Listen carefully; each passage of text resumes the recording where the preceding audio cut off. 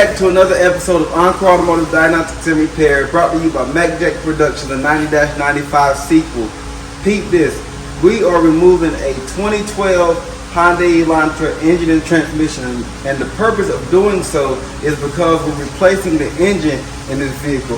Hyundai and Kia has a latent manufacturer defect that is causing their engines to fail at an enormous rate. Now, all of them are not failing due to this latent defect. However, some of them are. On one case, from the 2017 engine replacement we did, I found a lot of metal shavings in that engine.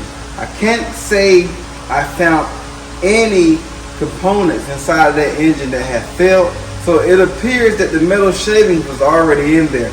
However, right now I'm in the process of removing the simple axle subframe. I'm not going to do a step-by-step instructional video on this Hyundai. However, it's similar to the Kia 2017 Kia Soul that I did that just had 76,000 miles on it at the time of failure. So check out this video and you'll be able to get step-by-step instructions on the Hyundai as well, because they're slightly similar so far in many cases. Thank you for watching, and we do appreciate it. Like, share, and subscribe. Comment as well if you have any questions, and I'll do my best to get back to you in a reasonable amount of time. Thank you.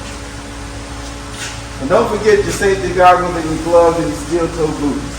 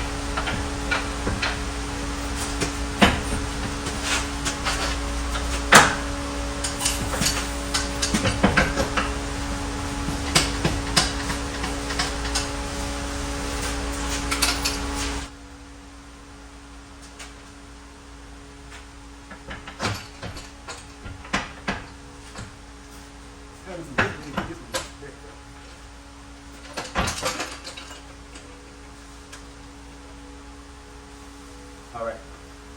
Basically,